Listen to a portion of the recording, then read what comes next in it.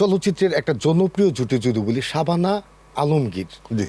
হ্যাঁ, আপনি পেয়েছিলেন হচ্ছে আপনার ঘরদুয়ার ছবিতে আপনি, জি, হ্যাঁ জি, হ্যাঁ জি। ওনাদেরকে প্রথম পেয়েছিলেন। পরবর্তীতে অনেকগুলো ছবিতে কাজ করছেন।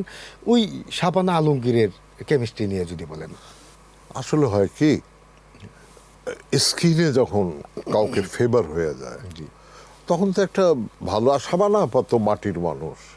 আলমগীর ভাইও তো আমি দেখছি ওইরকম, আমি তো অনেক ছবি করেছি তার, বুঝছেন। এই একটা কেমিস্ট্রি হওয়ার কথাই স্বাভাবিক। এটা যখন স্ক্রিনে খাচ্ছে তখন অটো হিরো বা হিরোইন একটু ফিল করে যে এই কেমিস্ট্রিটা আরো ভালো করলে হয়তো আরো ভালো চলবে। আগে ছিল কি, কম্পিটিশন ছিল যে অমুকের থেকে আমার বেটার হতে হবে, এইটা ছিল আর কি। আলমগীর ভাই যেমন পর্দায় হচ্ছে খুব সাবলীল, হ্যাঁ, আবার সামনাসামনি দেখলে মনে হয় অনেক মুডি। হ্যাঁ হ্যাঁ, আসলে কেমন উনি? আসলে খুব মাটির মানুষ। জি, একটু গল্প শোনাইতে চাই মানে দর্শকদেরকে। ও ওনারই নিজের ছবির নাম আমার মনে নেই, আমরা কক্সবাজার গেছি। উনি খুব আরাম প্রিয় মানুষ। তো বলি, যখন প্রোডাকশনে যাই আমরা বাসে দেখছি খাসি পর্যন্ত নিয়ে গেছে, মানে লাইভ খাসি ছাতে বাঁধা, ও পাক হবে, খাবো আমরা, বুঝছেন। খাওয়ার খুব রসিক, ব্যবহারও ভালো। আশিস কুমার লহুর ফ্লাইট ছিল সকালবেলা, ঢাকা চলে আসবে উনি 9টা 10টা, হিরো উঠে না, উনি প্রডিউসার উনি ডাইরেক্টর। সবাই মিলে আমার বললো, ববি ভাই আপনি একটু যান।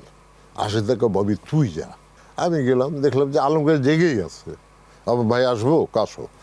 ভাবলাম যে ফ্লাইটের সময় হয়ে যাবে তো, আপনি আমি আর আশিস বাবু, 3 জন আর্টিস্ট, এই সিকোয়েন্সটা করে নিয়ে আশিস বাবু ফ্রি হয়ে যাবে।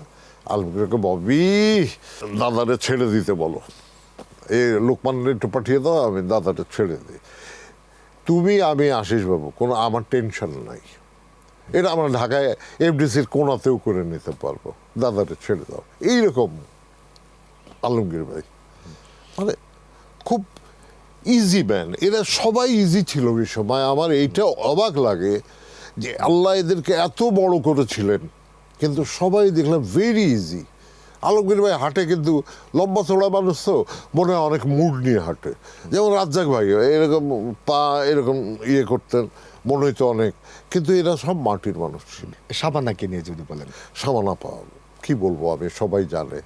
আমরা তো জানি আসলে পর্দার শাবানা, হ্যাঁ, সিনেমার গল্পের শাবানা, হ্যাঁ, ওই চরিত্রগুলা জানি। হ্যাঁ, মানুষ হিসাবে কেমন ওনার চলাফেরা, সহশিল্পীদের সাথে কেমন, খাওয়া দাওয়া কি করতেন? আমি তো অনেক পরে, ওনাদের অনেক পরে এসছি, কিন্তু সহশিল্পীদের সাথে ইজি ছিলেন, একদম ইজি। এক ছবির শুটিং করতে, মোস্তফা ভাই ডাইরেক্টর ছিলেন, মোস্তফা আনোয়ার।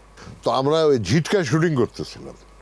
তো শাবানা আপা আমার বলতেছে যে, ববি এই তুই বলে রাজ্জাক ভাইয়ের সাথে হাইটা যাইতি তোরা কৌড়ি থেকে ক্যাম্প পর্যন্ত, মাস্টার বাড়ি পর্যন্ত, হামলা হাঁকা কেমন লাগে রে? হামলা আপা এই সারাদিন শুটিং করার পর হাঁটলে হাইটটা যখন বিছানায় যাবেন শরীরের ব্যথাটা চলে যাবে।